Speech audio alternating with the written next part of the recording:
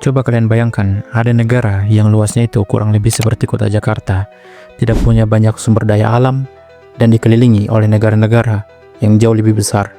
Dan di awal pembentukannya berada di ambang kehancuran, yaitu tepatnya pada tahun 1965. Bisa kalian tebak itu negara apa? Ya, seperti yang ada di thumbnail YouTube, yaitu Singapura. Kota itu lumpuh oleh korupsi, para politisinya begitu kaya raya, polisi banyak yang disuap, birokrasinya cukup bejat, masa depannya sangat suram. Namun, dalam waktu 50 tahun, negara ini melakukan sebuah keajaiban, yaitu bersih dari korupsi. Hari ini, Singapura menduduki peringkat negara paling bersih dari korupsi ketiga di dunia. Pendapatan per kapitanya melampaui negara-negara barat. Mereka memiliki mindset yang berbeda, yaitu bukan bagaimana cara menghukum para koruptor, tapi bagaimana cara menciptakan negara tanpa koruptor. Kita akan membedah 3 rahasia brutal di balik kemajuan Singapura, yaitu sistem anti korupsi yang sangat ketat, gaji tertinggi di dunia untuk birokrat, dan sisi kontroversial kediktatoran otoriter yang membuat sebuah sistem dapat berjalan.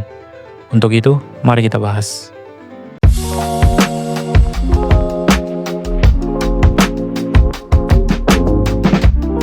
Untuk memahami kesuksesan Singapura, kita harus melihat kehancuran awalnya. Singapura tahun 60-an adalah sarang penyelundupan, geng bertebaran di mana-mana, dan suap yang terstruktur. Birokrasi mulai dijadikan pasar. Jika Anda ingin izin, Anda harus membayar. Ya, mirip-mirip lah dengan yang terjadi di Konoha. Ketika Lee Kuan Yew atau seorang founder dari negara Singapura dan People Action Party atau PAP berkuasa, mereka tahu satu hal. Mereka itu tidak punya minyak, tidak punya lahan, satu-satunya sumber daya mereka adalah otak manusia. Pemisahan dari Malaysia pada tahun 1965 adalah titik terendah dari Singapura. Lee Kuan Yew menangis di televisi nasional. Dalam keputusasaan ini, lahir satu tekad yang benar-benar kuat. Singapura harus menjadi yang terbaik atau mati. Di sini Singapura mempertaruhkan segala hal untuk mencapai kesuksesan. Lee Kuan Yew mengambil kesimpulan yang radikal, yaitu tidak ada kemajuan ekonomi tanpa kebersihan politik total. Korupsi bukan sekedar kejahatan, korupsi adalah ancaman eksistensial bagi negara kecil ini. Dan dari sinilah reformasi yang cukup brutal dimulai. Lee Kuan Yew tahu komisi anti korupsi yang lama hanyalah isapan jempol semata.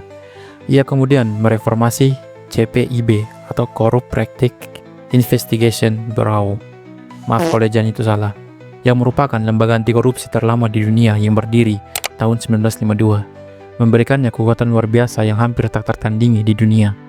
Mereka dapat menahan tersangka korupsi tanpa surat perintah dalam jangka waktu yang lama. Mereka memiliki akses penuh ke setiap catatan bank, akun, dan dokumen pribadi, tanpa perlu persetujuan siapapun. Inilah yang membuat mereka memiliki kendali penuh terhadap negara Singapura. Fokus CPIB sendiri adalah ke semua orang. Mereka tidak hanya mengincar para kelas kakap, tetapi juga kelas ikan teri. Korupsi kecil seperti menyuap polisi $50 akan diproses. Pesan yang dikirimkan oleh CPIB ini pada semua warga Singapura adalah tidak ada yang kebal hukum dan tidak ada toleransi untuk para koruptor. Salah satu juga yang membuat negara Singapura tidak korupsi adalah gajinya yang cukup tinggi. Seorang menteri Singapura bisa menghasilkan jutaan dolar per tahun, setara dengan eksekutif puncak perusahaan multinasional. Logika mereka itu kayak begini, gaji yang tinggi menghilangkan alasan rasional untuk korupsi. Sulit bagi seorang pejabat untuk mempertaruhkan gaji $1 juta per tahun hanya demi uang suap $100.000. Ini bukan sekedar gaji, tapi asuransi integritas yang dibayar oleh rakyat. Mereka memotong rantai birokrasi yang busuk, mendigitalisasi layanan dan membuat setiap keputusan transparan dan dapat dilacak. Ketika sebuah aturan dibuat sederhana dan jelas, ruang abu-abu untuk suap menyuap bisa hilang. Ini juga bisa diterapkan di Indonesia, yaitu transparansi di setiap keputusan yang diambil oleh pemerintah, yang bisa diakses oleh masyarakat luas dan dapat dipertanggungjawabkan. Berangkat dari keputusan dan komitmen yang jelas untuk memberantas korupsi dan memajukan sumber daya manusia, modal global dan investor asing mau masuk ke Singapura karena melihat potensi yang besar jika mereka mau berinvestasi di situ. Para investor tahu Singapura memiliki potensi yang bagus. Lain hal jika Singapura marak terjadi korupsi dan pungli, sudah bisa dipastikan investor bisa gagal masuk. Di sini Singapura fokus menginvestasikan segalanya untuk membuat pelabuhan dan bandara. agar jaringan transportasi mereka paling efisien di dunia. Mereka tidak menjual barang, mereka menjual kemudahan transaksi dan kepercayaan. Di sektor pendidikan, Singapura menciptakan pekerja dengan keterampilan salah satu paling tinggi di dunia. Kualitas SDM atau sumber daya manusia adalah komoditas unggulannya yang didukung oleh migrasi yang sangat selektif. Kunci mereka bukan bergerak maju, melainkan mereka adaptif terhadap perkembangan zaman. Skill yang selalu mereka asah adalah skill adaptasi. Singapura selalu bergerak dari industri lama ke industri masa depan, seperti fintech, AI, atau biotech. Mereka selalu mendahului kurva, bukan mengikutinya. Ini yang membuat Singapura selangkah lebih maju. Terlepas dari itu semua, keberhasilan ini dibayar dengan harga yang mahal. Meskipun memiliki pemilihan umum seperti yang terjadi tiap 5 tahun di negara kita, Singapura telah diperintah oleh satu partai, yaitu PAP, sejak 1959. Seringkali partai yang mencoba oposisi mendapatkan tekanan dan tuntutan hukum, pencemaran nama baik yang sangat mahal. Ini sangat efektif membungkam kritik. Ya, mirip-mirip lah dengan Partai Komunis Tiongkok. Di Singapura, kebebasan berbicara dibatasi dengan ketat, media dikontrol oleh pemerintah, dan protes hanya boleh dilakukan di satu tempat kecil, yaitu di Speaker's Corner. Ini bukan hanya masalah politik, tapi juga masalah informasi. Pemerintah memiliki kontrol yang luas terhadap media, bahkan menerapkan hukum anti berita palsu yang sangat ketat, yang dikenal sebagai POFMA. Meskipun tujuannya memerangi disinformasi, kritikus berpendapat bahwa ini adalah alat yang kuat untuk menekan narasi yang tidak disukai oleh partai yang berkuasa.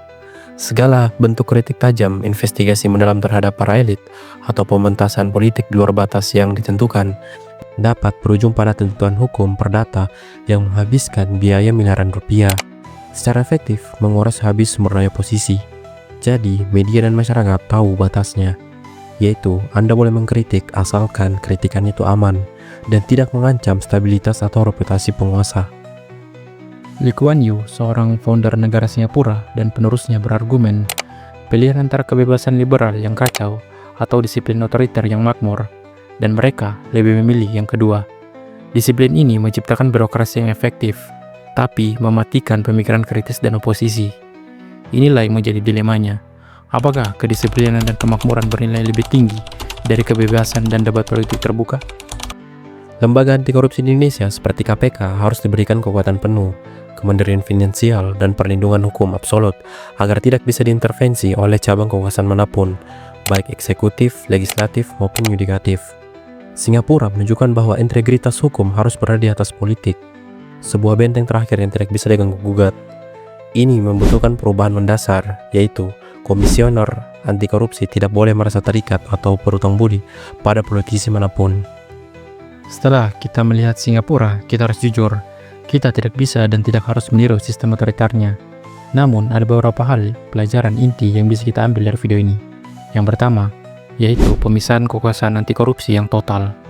CPIB Singapura tidak mengikuti politik, mereka mengontrol politik. Lembaga anti korupsi di Indonesia seperti KPK harus diberikan kekuatan penuh, kemandirian finansial, dan perlindungan hukum absolut agar dia tidak bisa diintervensi oleh cabang kekuasaan manapun. Yang kedua, yaitu tidak ada toleransi bahkan sedikit pun pada korupsi kecil. Budaya kayak tidak apa-apalah biar cuma sedikit adalah sebuah kanker. Singapura membuktikan bahwa menegakkan hukum pada pelanggaran kecil adalah kunci untuk mencegah kejahatan yang lebih besar. Ini harus dimulai dari masyarakat, dari menolak suap parkir hingga melaporkan pungli. Dan untuk diri sendiri, kita harus memiliki mentalitas maju, seperti efisiensi dan disiplin brutal. Keajaiban Singapura adalah cerminan dari disiplin kolektif. Tanya pada diri Anda sendiri, jika Anda adalah Lee Kuan Yew dari hidup Anda sendiri, bidang mana yang harus Anda bersihkan secara menyeluruh? Korupsi waktu, korupsi janji, atau korupsi fokus? Coba kalian berpikir. Mindset maju bukanlah tentang kaya, tapi tentang menghargai efisiensi dan integritas lebih dari segalanya. Singapura membuktikan bahwa integritas adalah mata uang paling berharga yang dimiliki suatu negara. Mana yang Anda pilih? Negara yang bebas tapi kotor, atau bersih tapi otoriter? Tuliskan pendapat kalian di kolom komentar. Oke, sekian dulu dari saya. Jika kalian suka, silakan subscribe dan like serta share ke grup keluarga kalian. Bye.